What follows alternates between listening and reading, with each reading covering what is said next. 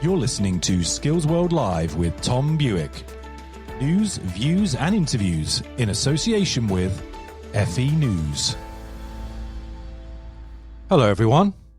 Welcome to another week of Skills World Live on day 50 of the coronavirus lockdown.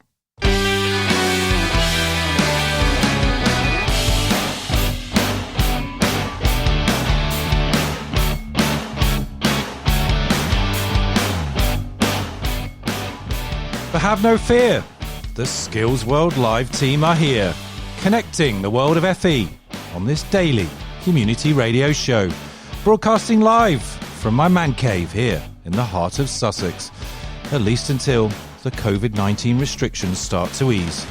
Tonight, we welcome Gavin O'Mara in the editorial hot seat. He's the man to talk to if you want to get on this illustrious show. You can also, of course, just email us, skillsworld@fenews.co.uk, or tag us on Twitter @FENews. And don't forget to subscribe at one of your favourite podcasting sites like iTunes, SoundCloud and Spotify. You don't even need a BBC licence fee. That's right, Skills World folks. We're here at your service, bringing informative discussion and debate, providing for consensus opinions and occasionally for contested opinions as well. We're the free speech radio station where the culture of cancellation and no platforming is absolutely not allowed. Whether you're a boomer, Generation X, Z, or just one of those adorable snowflakes like my children, this show has always got something for you. And tonight, we're tackling that old chestnut of an issue. How do we get Britain training? I'll be talking to the author of a research report whose sector skills organisation has recently launched a campaign to, guess what? Get the country training again. I'll be raking over the coals with a university deputy vice-chancellor who is a geographer by trade, but alas, he's also remembered by the now defunct Training and Enterprise Councils, or TECs, as their nemesis, not least for the scathing articles he used to publish about them in the 1990s.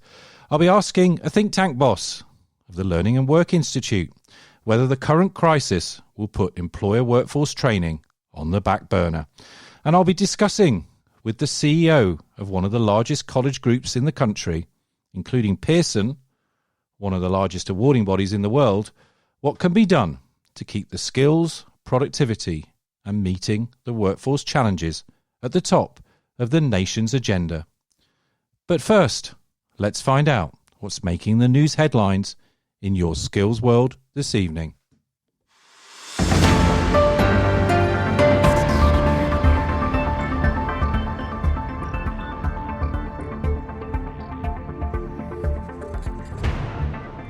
School leavers and graduates entering the labour market this year will find it harder to find employment as firms cut entry-level jobs by nearly a quarter, according to new research by the Institute of Student Employers. The new report comes amidst growing concerns about a collapse in entry-level roles because of the pandemic. The ISC says that employers plan to hire 32% fewer people onto apprentice or school leaver programmes compared to this time last year, and that graduate jobs have been cut by 12% according to the survey. The number of internships and placements available could also fall by up to 40%, the report suggests. In other news, the Open University has published a report today looking at how the impact of COVID-19 is expected to significantly change the skills required for as many as 5 million job roles across the UK in future. The report found coronavirus uncertainty affecting half of current job roles across the UK, and that a quarter of employees have taken up additional online learning opportunities to boost their employability and protect the value of their skills. The results suggest that younger employees are particularly fearful that their skills could become obsolete. Over a third of 18 to 34-year-olds agreed that they would put their own money towards development opportunities if it made them more employable. And finally, health and social care students at Lewisham College have successfully completed their work placement during lockdown while helping their local community. So part of a work placement with Lewisham Local, learners call vulnerable adults for a daily chat to help reduce the impact of isolation. They're also assisting with food shopping and delivery where necessary, always observing social distancing guidelines. That's all your Skills World news from fenews.co.uk. Contact us at Skills World Live. Email skillsworld@fenews.co.uk. Follow us on Twitter @Tom Bewick, @FENews. Use the hashtag SkillsWorld. Call us on 02032 900 111. That's 02032 900 111.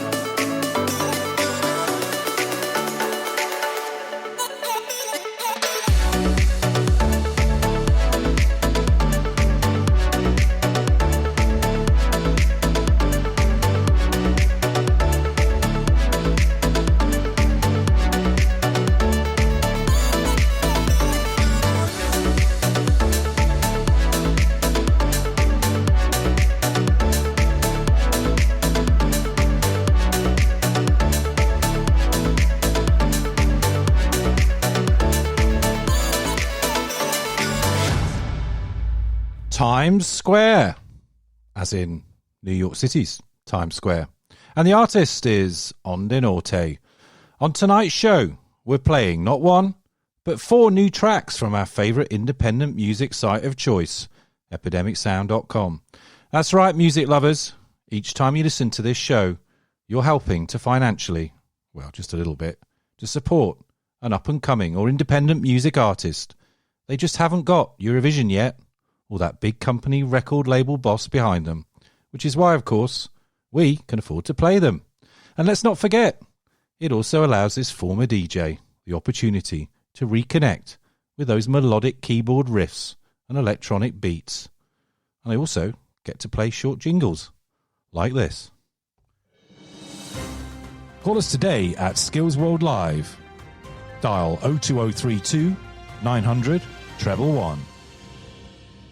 Now tonight's big debate, we're asking, how do we get Britain training again? And the word again is probably quite apt, given that some of the main measures of workforce training show a very marked decline in recent years, long before COVID-19 had even entered the lexicon. Indeed, the volume and duration of employer-provided training, according to the internationally recognised Labour Force Survey, has more than halved since the mid-1990s. Spending by employers on training, while significantly more than government spends, has declined by £5 billion per annum compared to just a decade ago.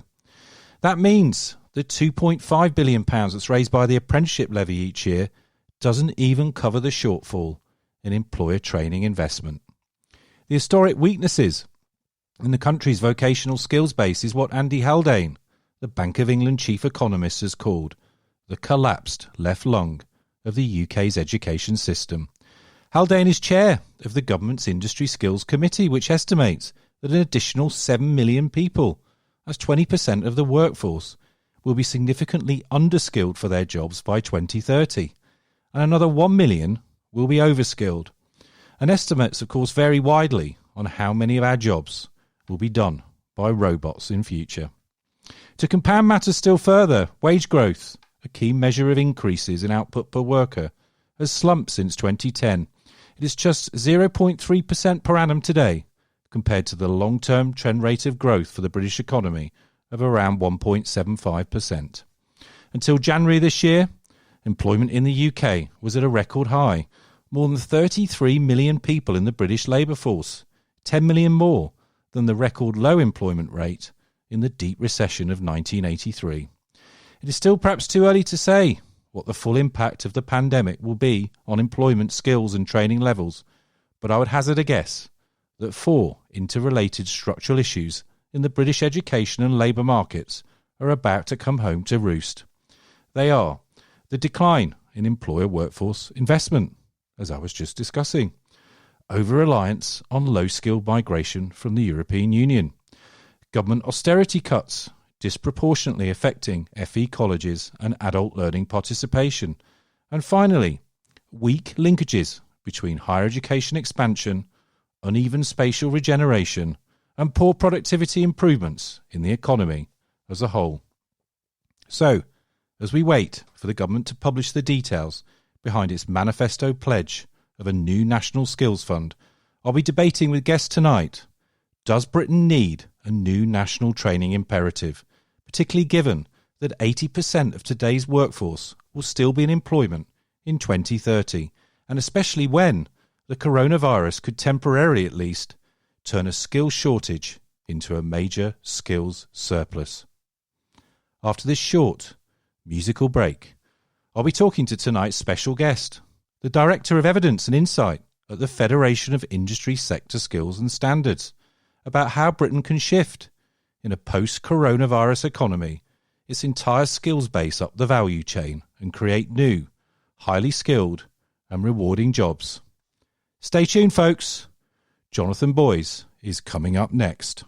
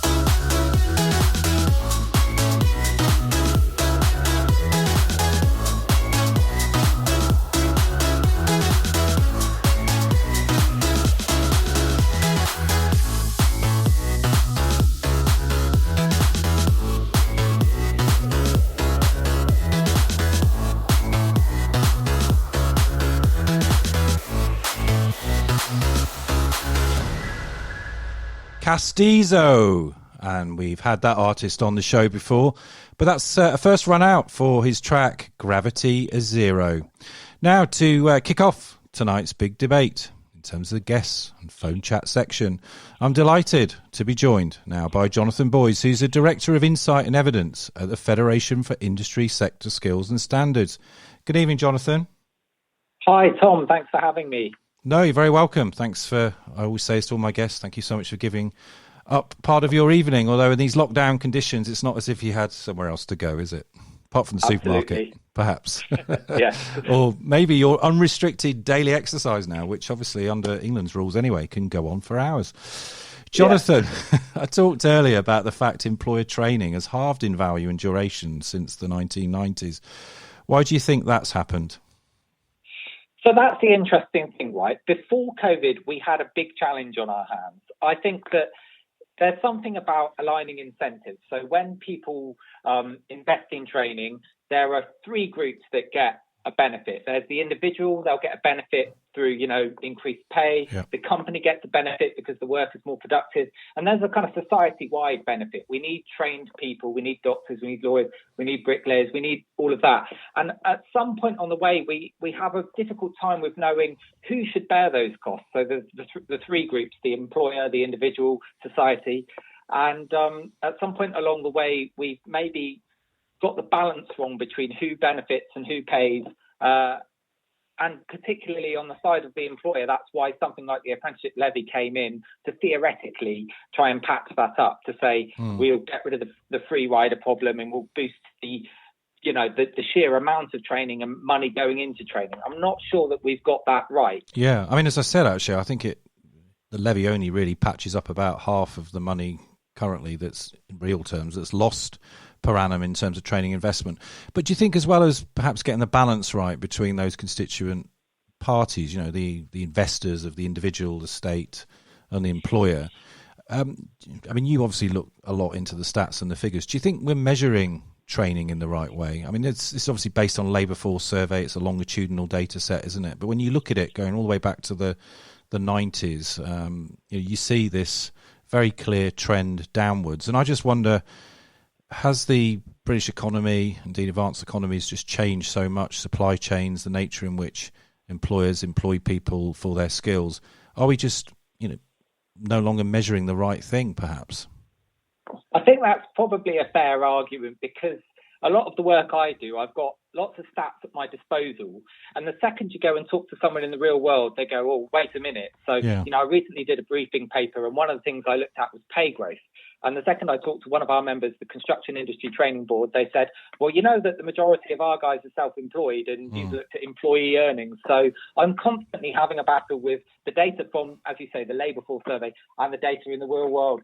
I think it's very difficult. Skills can be a very difficult thing to pin down. And if you look on labour force survey, there are some very obvious variables on how much people are paid, how many hours they do. And then there's about hundreds and hundreds of qualifications, and actually trying to make like-for-like comparisons across different types of qualifications, across different countries, across time, is an incredibly difficult thing to do. So, I think measurement error might be a part of the story, certainly. Okay, well, let's come on to one of the papers, anyway, you published recently on the Federation of Industry Sector Skills Standards website. And in it, you referenced 7 key challenges for British industry in future in terms of skills challenges. And just for the benefit of our listeners, I'll just briefly say what those 7 key challenges were. So around automation, ageing workforce, Brexit and controlled immigration policy, I guess more generally, staff turnover, pay growth, working from home, and the gender balance. I mean, with those 7 challenges in mind, can you perhaps provide our listeners with some examples of how some of the industries then, the sectors you looked at, will be affected more than others? Yeah, sure. So, I mean, the idea of this paper is that the skills challenges faced by different parts of the economy are so different. So, the average age of someone working in agriculture is about 48, whereas in hospitality it's 34. So we've got an ageing workforce, an ageing population, and, for certain industries, that's a big deal, because there's not the talent pipeline and the people coming in, whereas other industries, that's barely a problem at all. Another example, perhaps Brexit, we've got certain industries that have a very small number of EU nationals in their workforce. It's not something that they're as worried about or as exposed to, whereas other industries, one of them, which is households as employers, so think au pairs, chefs, well, you'd be very lucky to have your own chef, but that sort of industry, they've got sort of 5 times as many people who are EU nationals as public administration and defence, for example. So the idea about this is to kind of do a very data-heavy piece and just put it on display, and we can have a discussion about the different things that are important. And the reason why it's important to identify the source of the skills challenges is because then the solutions are so very different. So we find things like, for example, in construction and engineering, there's lots of schemes to get girls into STEM, so science, technology, engineering and maths, and these kind of inspiration schemes. And that's specifically for that challenge. We also have where there's a problem with an aging technician workforce, there's often an emphasis on apprenticeships to build a talent pipeline and transfer that knowledge from one generation to the next. So this is the idea behind the paper, really. Of course, in the era of COVID-19, that has really kind of taken over. We used to get quite excited about the ideas of automation and the fourth industrial revolution. I think we have a more immediate challenge, which is to keep Britain training. And one of the pieces of data that we used was working from home, which is a really good proxy for how resilient certain sectors are to the COVID-19 pandemic. And, you know, we find that in some sectors, an awful lot of people work from home. So, for example, in IT, it's very high, whereas other sectors like hospitality, it's very low. And this matches very well with the data on who's been furloughed and who hasn't, with pretty direct consequences for, you know, apprenticeships and training. And I mean, I run, as you know, during the day, a membership organisation, and we've been a completely virtual organisation for nearly 2 years now. So, you know, clearly it works for us. We can interact digitally with our customers. But there are just some jobs in the economy. Obviously, restaurants and bars, by definition, are in the leisure economy. They're about going out for people and enjoying themselves. I haven't yet come across an automated haircut, but I'm sure potentially the Japanese or somebody, you know, will come up with one of those not too far into the future. But I think another thing that really struck me about your paper as well, and I guess it speaks to, you know, the organisation which historically also represented the sector skills councils. You mentioned the CITB there. Of course, they're one of the great survivors of all the reforms over the years. They've been going since the 1960s in one form or another. I mean, do you think, you know, when you look at the challenges going forward, that perhaps that sectoral lens needs to be amplified more? Because it's, you know, to be honest, gone through a period of relative decline in recent years, isn't it, with not so much of a government focus on sectors as we know it anyway. Yeah, well, I mean, many of our members now, they have sort of changed focus. Many of them have a commercial aspect and are much more involved with the industry, and they're real experts on their industry. So I'm relatively new in the job. I've been there a few weeks. For the last few weeks, I've contacted everyone. And, you know, when screen skills, for example, that's a very specific sector, but a massive sector, very important in the UK. You know, we're making blockbusters in the UK, and these guys are really experts in their sector and what they need to develop skills in their own sector. And the challenges are so particular. So in screen skills, for example, they're very freelance. There's a lot of freelancers, and, you know, apprenticeships need to last a certain amount of time, but screen work is quite project-based and it's not long enough. So they've come up with innovative solutions to kind of be a central agency that can then employ apprentices and keep them rolling on different projects. So I think that ever more, and particularly when I'm talking to, you know, government and agencies, we've all got access to brilliant data from the Labour Force Survey or DfE's individualised learner records. But like I say, the second you talk to someone in the real world who really knows their sector, it butts up against reality, and you really need those rich anecdotes. So I think that's the role that the Skills Federation is going to have now, and that's the role that our members see. They're real experts. So we've got people like Screen Skills, the ones that you maybe know, like the Construction Industry Training Board, but also the Institute of Motor Industry and that sort of thing. And they're so diverse. The challenges are so different, and that's why I think where the real value comes from. Okay. Well, alas, that's all we've got time for this evening on Skills World Live. But Jonathan Boys from Federation of Industry Sector Skills Standards, pleasure talking to you. Thanks for coming on the show this evening. Thanks very much, Tom. Cheers. You're listening to Skills World Live with Tom Bewick.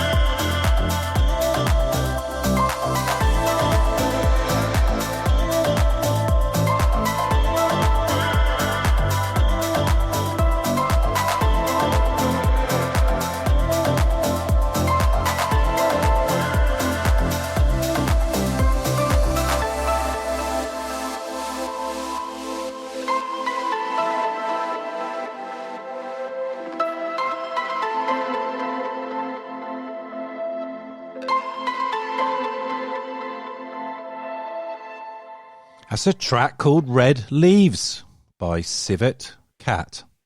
Now, to continue tonight's big debate on how do we get Britain training again. I'm delighted for this three-way debate, joined on the line by Professor Martin Jones, who's Deputy Vice-Chancellor, Staffordshire University, and Sally Dicketts, CBE, Group Chief Executive at Activate Learning. Good evening to you both.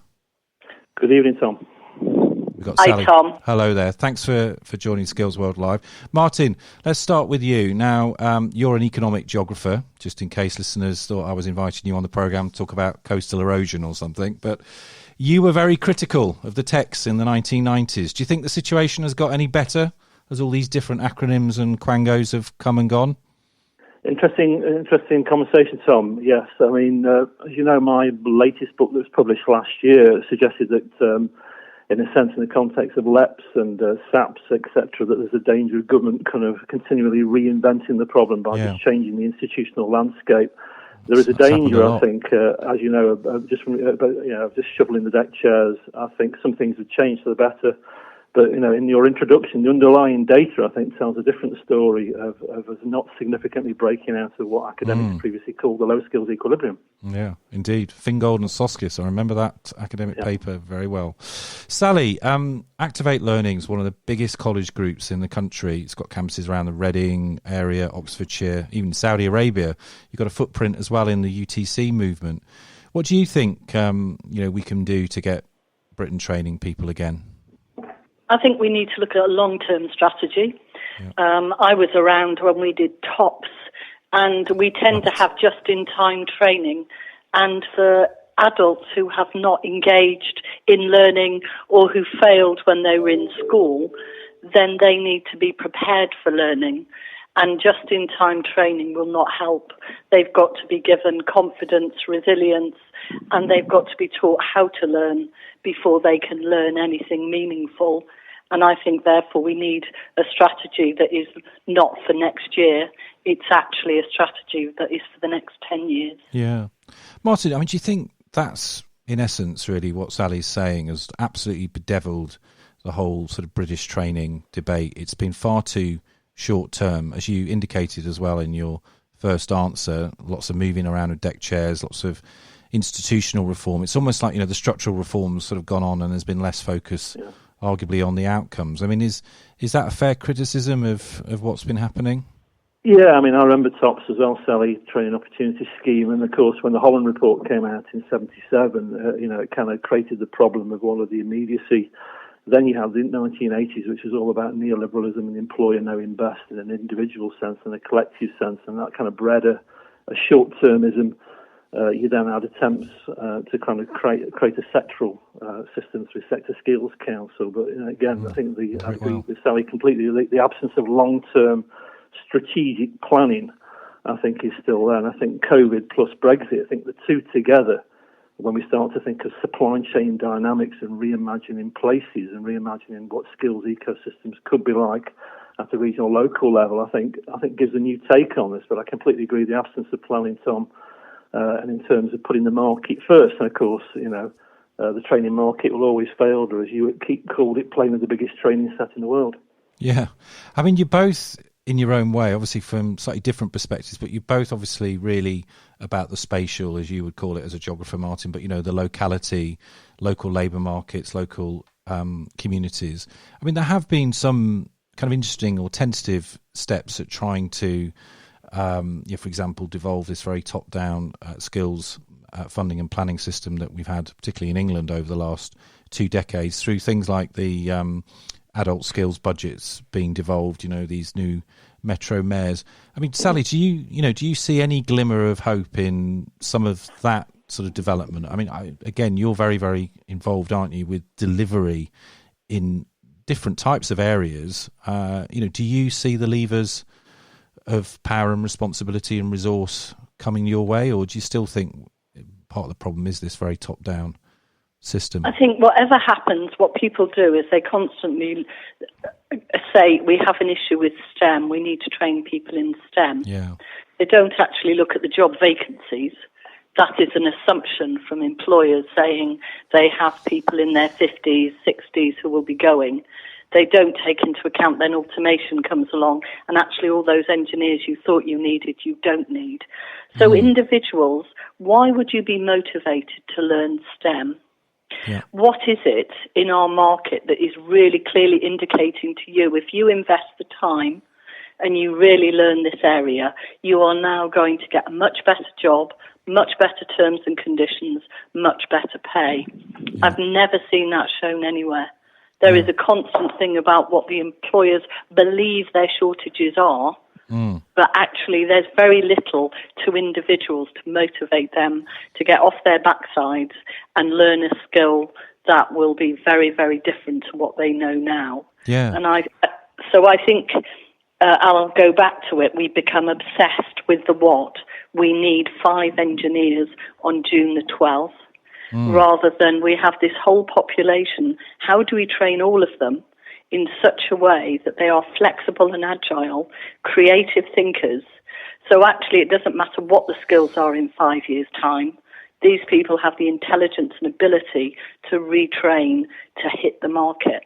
Yeah. We're far too, we'll tell you what to train, this is how you're going to do it. And we make very dependent individuals that will only learn when they're absolutely led to it, and then they only learn what they need for that moment.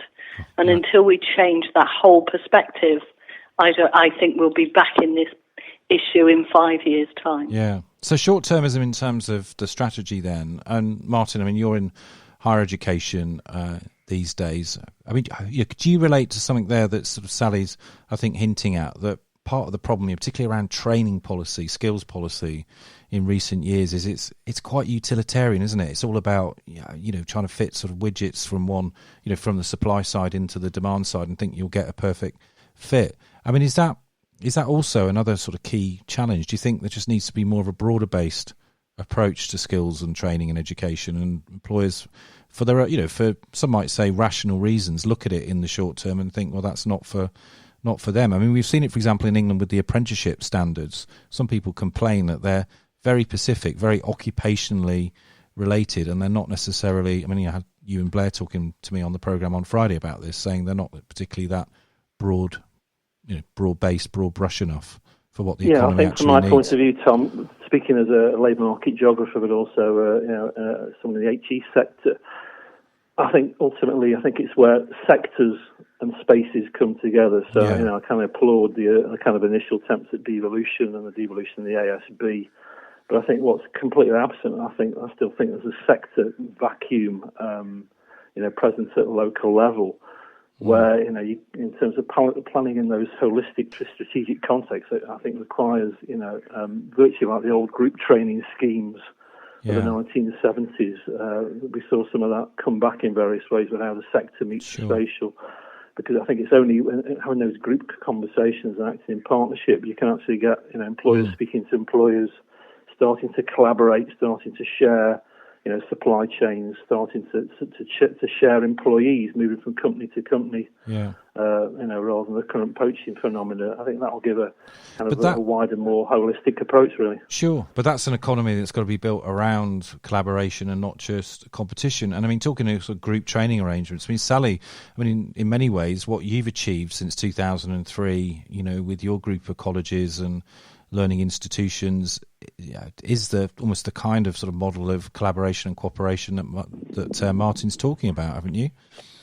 Yep, we have. And one of the advantages are employers, therefore, want to work with us, because when you've got 7 further education colleges and 7 schools, and the schools, as you said, are in IT and engineering, we're dealing with 5,000 across the group, engineers. So as an employer, we're worth, if you like, investing time in, because that's a lot of young people and adults for your workforce. So we find that not only can we collaborate across colleges and across engineers, we also find employers are much more ready to give up a lot of time in order to work with us and steer us so that we're actually developing young people and adults that will be employable in the future. Okay, I've got just enough time left to ask you both just one brief final sort of question. That's more around the future, post-COVID, all of that. If you were recommending just one policy idea to Gillian Keegan, the current skills minister, start with you, Martin, what would it be to put you on the spot? If I was advising Gillian Keegan, I think I would go and look at the Danish models of job rotation. I think job rotation, the link between work and worklessness, and looking at JR in the context of digital skills. I think, Tom, we can have a really good debate around productivity and also the link between unemployment and employment in that context. Wow, you take me all the way back to the years of the Danish job offer programme. I think that's how I first met you. I think I wrote an article back in the mid-90s for the unemployment unit on the Danish scheme. It's amazing how some of these things come back to haunt you, don't they? I think it's timely to talk about it. I really think it works. Yeah. Sally, what's your number one recommendation to the Skills Minister? Pick up on the job rotation, because when I actually was at Milton Keynes, we were involved in a project about job rotation, which in some ways I think is better than in some ways work experience. So we got trained, and I'll pick on secretaries because they were the ones, but they couldn't get real work experience, and secretaries in work who wanted extra training, but they couldn't be released because nobody was doing their job. And so we switched. So they came and had a fortnight in college and were upskilled, and our students had a fantastic experience being them for a fortnight. Wow. So given we've got T-levels and we will not now, I don't think, hit the work experience and the experience young people will need, and we need to upskill our adults, fantastic way to achieve both. Fascinating stuff. Sometimes the old ideas are the best ideas. Sally Dicketts, Group Chief Executive at Activate Learning, and Professor Martin Jones, Deputy Vice-Chancellor at Staffordshire University. Thanks both for joining us this evening. Tom, thank you. Thank you very much. Bye. You're listening to Skills World Live with Tom Bewick.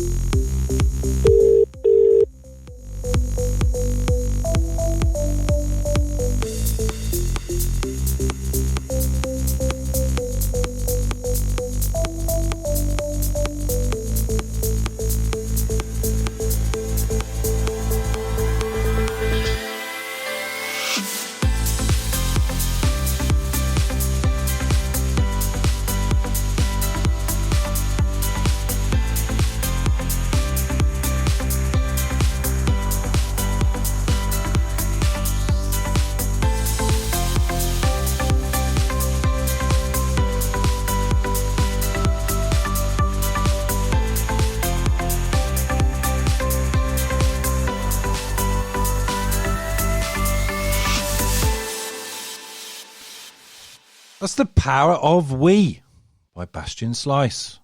And talking of we, we're going to have now a three-way debate to close off tonight's show, where we're looking at training in Britain and how do we get employers and individuals and society more generally doing more training. Delighted to be joined now on the line by Cindy Rampersaud, who's the Senior Vice President, Pearson BTEC and Apprenticeship, and Stephen Evans, who's Chief Executive at the Learning and Work Institute. Good evening to you both. Hello. Good evening. Hi. Thanks for helping me close tonight's show. Really appreciate it. It's good to have guests to talk to, and brilliant guests too, actually, and know a huge amount about British training and employment and skills and qualifications. So Cindy, you're very work focused at Pearson, and BTEC of course is a great brand with both students and employers. But what do you think needs to happen next in terms of policy priorities for government around this whole agenda? Yeah, I mean, I think it was a really interesting discussion, Tom, and I think one of the things I would say listening to the debate tonight is, of course, the conversation about the importance of vocational education and skills and apprenticeships and lifelong learning was here before COVID. I think what COVID has done is put a slightly different emphasis. And if I were to kind of pick up on a couple of things, one is there's a real need to get the learning and skills and educational offer right to obviously meet government needs and community needs and employers. But actually, if we talk about the individual for a moment and the learner, we did a recent survey, and 2/3 of under 35s are fearful that they'll lose their jobs. But what's really interesting as well is that the increased number of people that are looking at online courses, so something like the Google searches for online, we do a piece of research, has gone up over 300%, and that's everybody from 18-year-olds through to, 55, 60. So for me, the really important bit around policy is how do we enable learning to continue? And I think Sally's point about flexibility and agility is really important because, again, a recent Harvard Business Review said that competencies and skills last. Technical skills very quickly become out of date, and you need to top up and continually learn them. So for me, it's about having access at different points in learners' life, some of which is through FE and PTPs and apprenticeships and the National Retraining Scheme. But it's also about creating a world where actually individuals will step on and step off and look at things like modular learning, stackable learning, and actually digital will be an integral part of that, I think, going forward. Yeah. Well, let's talk about those access points, what others call the skills escalator as well, just a few moments. But Stephen, coming on to you. I mean, your organisation's highly respected learning participation survey found a reduction of about 4 million learning opportunities since 2010. I mean, how do we reverse that kind of trend? I mean, what, again, specific policies and programmes would you like to see adopted? Yeah, well, I think the context has obviously changed dramatically in the space of 2 months. And now, whereas we were talking about high employment but low productivity, now we're talking about all those challenges we had before, such as our survey showed, like you said, but also a massive spike in unemployment. So I think the context changes, and we'll be talking a lot more about employment programs and back to work and how learning and skills can help with that. But we do have those challenges that we started out with, and we can't forget about that. So I think what do we do? I mean, it's first of all, recognise it's difficult, because if it was easy, someone would have solved it by now. Yeah. I think there's an investment point. We've chopped the budget massively since 2010, the adult education budget within England, and that's partly led to this decline. Employers have reduced their investment too.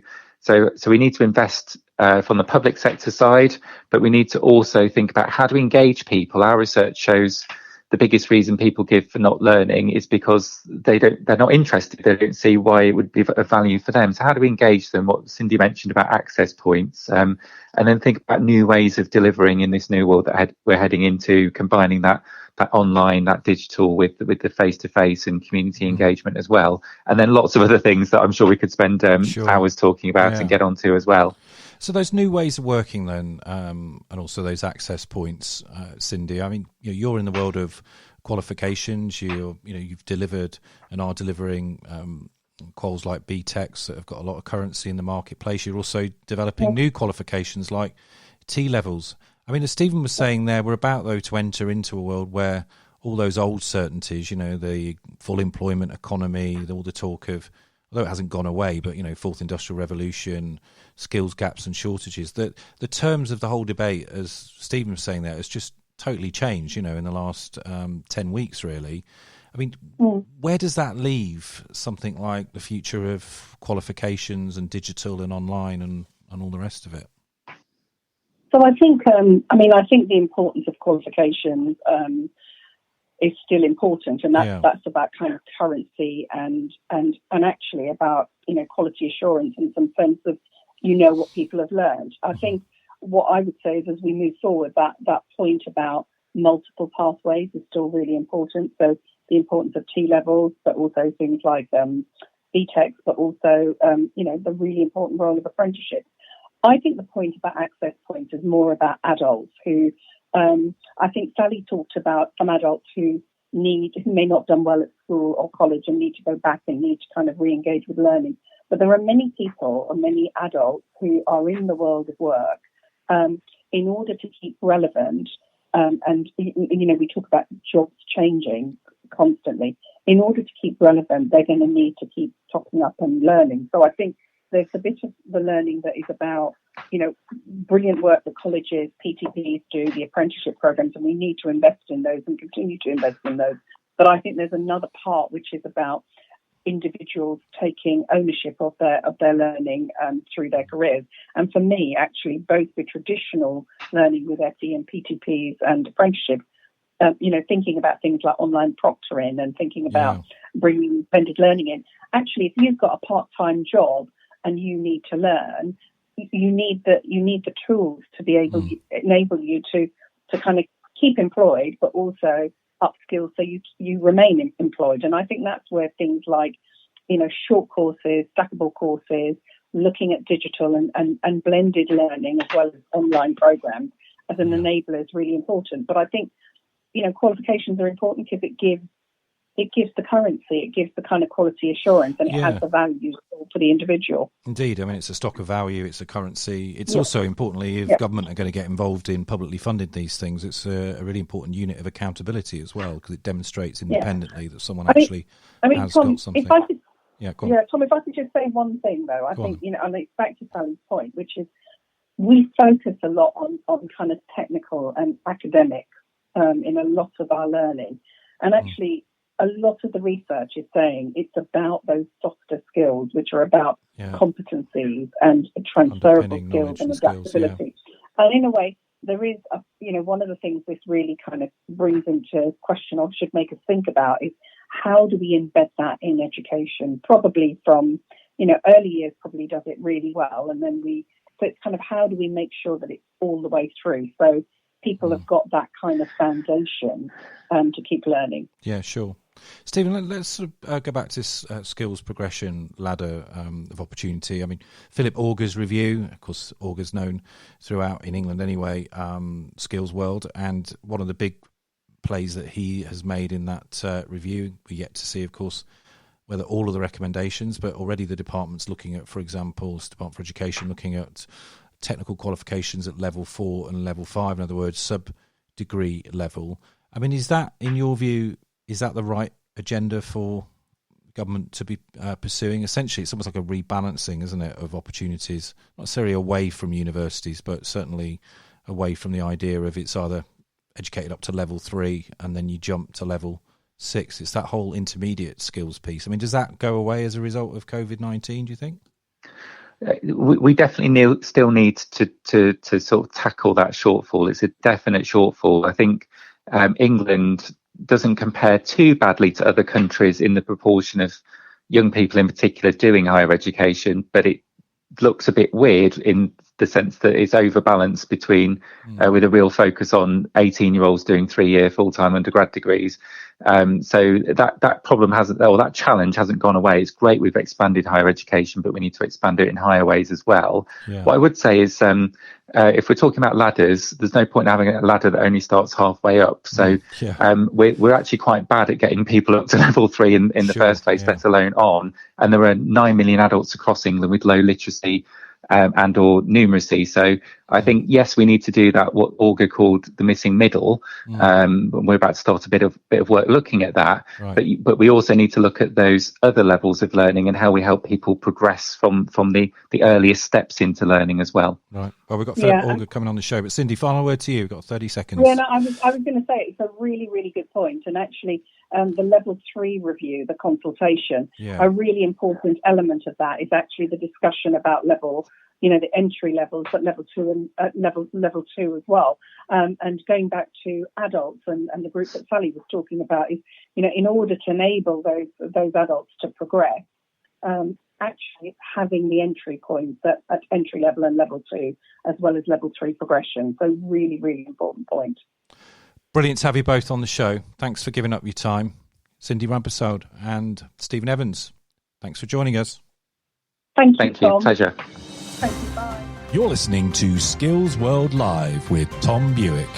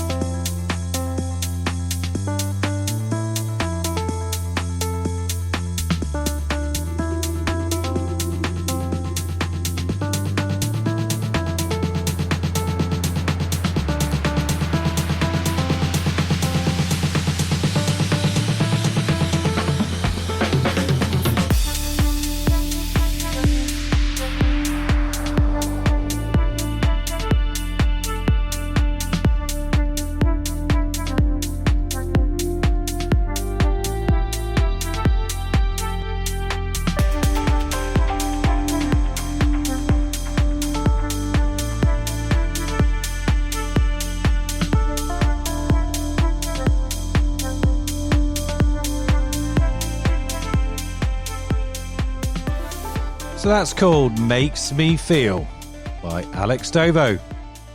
And once again, folks, we're at the end of another 60 glorious minutes of Skills World Live debate and discussion. And haven't we just covered quite a bit of ground tonight? So thanks again to all the guests that joined us on tonight's live show. Really good of them to make the time. And don't forget that if you want to be on the show, contact us at skillsworldlive@fenews.co.uk. You can also call us on the Skype phone. It's 02032 900 111. And one of our wonderful Skills World Live team will, I'm sure, get back to you. Thanks also to the show's new editor, Gavin O'Mara, and our digital producer, Ellie Hansen. Skills World Live is an FE News production supported by the Federation of Awarding Bodies Platinum Partners Programme.